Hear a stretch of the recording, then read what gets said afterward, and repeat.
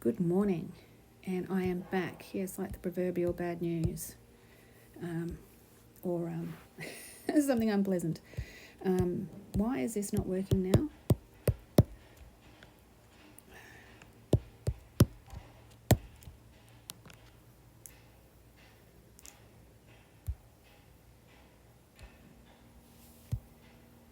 Okay, I'll start again. They don't want this to be shown. I'm having major problems. This is the second time trying this. But anyway, good morning. As you can see, it is still Monday, the 23rd of September here in Australia. This is quite alarming. In a way, it's good, but it's bad because it's a contradiction to everything that they're saying. You've got Bill Gates and all of those organisations trying to profiteer off lab-grown meat, manufactured meat, cultured meat. They make it sound so cultured and dignified, but it's not. Cultured means made to order. So it's specific. So you feel special because you're getting it custom made for you. So therefore it is cultured, but it's just custom made. So it's fake. And we're meant to be eating bugs, not eating carbon and all of that. So to see Kenya, South African boron cattle, embryo export deal takes shape. And there's the lady, she's got her mobile phone going, yay, look at me, and her boron cow. Apparently they are the most resilient cattle, and they also have really good tasting meat. Now, as I said, can you see the contradiction here? But we in the West are told we are not going to be eating meat anymore. You might get it for your birthday once a year, that's it. And if you're lucky, you might get 20 grams of your chicken or your beef. They're trying to make people get allergic reactions to eating beef, supposedly. So to see in South Africa and Africa itself, they're using embryos to create more of these boron cows because they're the best. But anyway, scientists have already finalised to prepare the preparation of 1,353 boron and Akiopi and Coley breed embryos at the quarantine centre in Lepequina County. The two breeds are in high demand across the continent, with the embryos export continued to cement their bilateral. So where are they going to? Where are these embryos going to? And are they going to try to mix those with humans? That's what you have to ask. When it's an embryo, it hasn't gone into the state where it's becoming a life being. It's, being created, but it can be manipulated because it's still an embryo. So you can still fundamentally alter the DNA or the genome of the entity there. But anyway, I'm just saying. So the quarantine centre has been involved in biotechnology. That tells you straight away that it sounds very sinister, doesn't it? For more than 20 years. It works with Embryo Plus, a South African institute. I wonder what they do. And it's Embryo Plus. They're not making us go, well, look at that. Seeds of gold. Wow. Embryo Plus Managing Director Morty de la Rey told the Seeds of Gold that the project would ensure the transfer of disease-free embryos and produce thousands of calves in South Africa, which is good for the South African people, as long as the animals are not in any way being treated inhumanely, and that they're not being used in, like puppy farms and chickens, kept in cages, what they do, because they want this product to be pristine. They don't want it to be contaminated in any way. They don't want it to be, in any way damaged or ravaged by time and by the elements. So they keep these things in hens. Just think about the pork, when they've done their first, genetically modified pork, which is now on the table in America. Yes, it's there. And they, the fact that they call it slaughter-free, that's not true. They have to take a female of whatever it is. They're trying to get the genome and the DNA sequence and the embryos. They need to start with one. You always have to have one original. And then they take this enzyme that's come from it, like it's the human growth hormone. We call it here in the human body. When a woman's pregnant, she has this high level of human growth hormone, which generates life.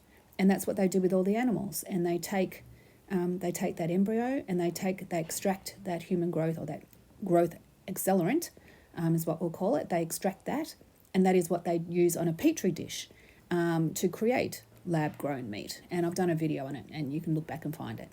And that's what they do. But what they're doing here in South Africa, the different thing is they're actually testing, and it says here, they're testing the sperm.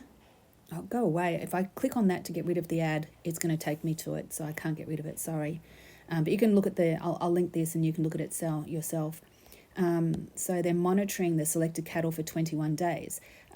They use samples from the animals and test it for all these different diseases, foot and mouth, TB, bovine pleuropneumatic pneumonia, and other illnesses, but they're actually checking the sperm of the males. Before sealing the embryo flask readiness for their transfer to South Africa. So where are they coming from? Consumer notice, cargo. Once the bulls are confirmed to be healthy, they are moved to the quarantine paddock where we start the process of embryo transfer. They're bulls. There's no embryos in a bull. Embryos come from females. So why are they using the embryo transfer? So are they transferring the embryos into the males? Is that what they're doing? Because that just doesn't make sense. Tell me if I'm crazy. That does not make sense. I can understand the sense the transfer of the healthy male sperm into the embryo or to create an embryo, but this sounds insane. Are they actually putting them into the bulls? Is this how they're going to do the whole transgender, and it'll come out, we've got all these male bulls that are given birth, and then they slaughter them. And so it doesn't become slaughter-free at all. You get one little, how many embryos are they going to be putting in these cattle if that is what they're doing? Because it seems to me that's highly probable that it is. We synchronize and super ovulate the animals through artificial insemination. Have you ever seen artificial insemination with, a horse? Whoever the poor jockey is that has to go out there with a little artificial vagina and try to get it while the cow or the horse thinks that the bull or the horse thinks that they're mounting a female, but it's not. It's just a dummy that they've got excited to, and they have to get the sheath in there, and it's crazy to watch because it's like rodeo riding all over. It's like these bulls, they're just like, whoa, I've got a job to do, and I'm going to do it, and if you get in the way, I'm going to kill you. I'm going to squash you and flatten you. So very, very dangerous. That's just the cat having a huge odd hissy fit. What are you doing, Charlie? You scared me. But anyway, so we synchronize and ovulate the animals through artificial insemination. After 7 days, we harvest the embryos and examine them for viability. They are then frozen in liquid nitrogen. So is that what they're talking about, the embryo transfer?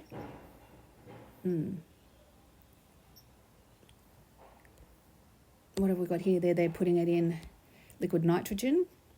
Once the embryos land in South Africa, they're placed in another quarantine centre before implemented in surrogate mothers. Surrogate mothers, that could be anybody. Is that a human being? Is that another cow? Is that a horse? Is that a donkey? Is that a bull? Who is it? Boran said the most hardy Boran is the most hardy cattle bred on the continent. I'm just... and again, we're told here in the West that we're not allowed to eat beef, that we're selfish, that we're immoral, that we're all these horrible things. We're despicable human beings. And how dare you want to have some carbon-based meat that's cruel and horrible, and you're so selfish and you're wasteful and you don't deserve to live, so just go and die somewhere. That's I just find it really quite what's the word? Hypocritical. But then again, unfortunately, I don't want to sound like a racist or a bigot or having a rant, but, in this sort of new world, because the past old people, the white old people were so horrible and they destroyed so many people's lives and civilizations, and yes, they did. The British were very, very pivotal in controlling and dominating the world. But, you can't blame the descendants of those people for that. We were just born just like these cattle. We were just born. We didn't ask to be here. We didn't choose who was going to be our parent and what colour skin we were going to have and what language we were going to speak and what religion we were going to have. We didn't choose any of that, neither did your children. You just got where you are. and you can't blame those people. So for them to have these standards for people in Africa or South Africa versus the standards for the people in the Western civilizations. There you go, Charlie. Go outside. Just no attacking the birdies, okay? Sorry, it's the construction work out there. So yeah, it just seems like double standards and hypocrisy to me. It's like, do as I say, don't do as I do, and shut up, sit in the corner and behave, because the new people are here, and watch out. But anyway, I'll link all of this down below. Tell me what you think. The aim of the project is to export disease-free cattle genetics. There it is. It's all about genetics, money. You know, but you think about it, who owns your DNA? As soon as you have, you know, somebody has control or a sample of your DNA, who owns that? Is that yours? Or is that something that you don't own anymore? Look at your birth certificate. Think about how we're all given a number, a birth certificate number. You're giving a tax file number here in Australia. You're given all of these numbers that identify you, driver's license number, your credit card number, all these numbers, they all identify you. And I don't think that it's for our benefit. But anyway, look after everybody, please. Be careful, be safe, be kind. Godspeed to all. Godspeed. I hope and believe that judgment will never be passed on a person solely on the basis of genetic information.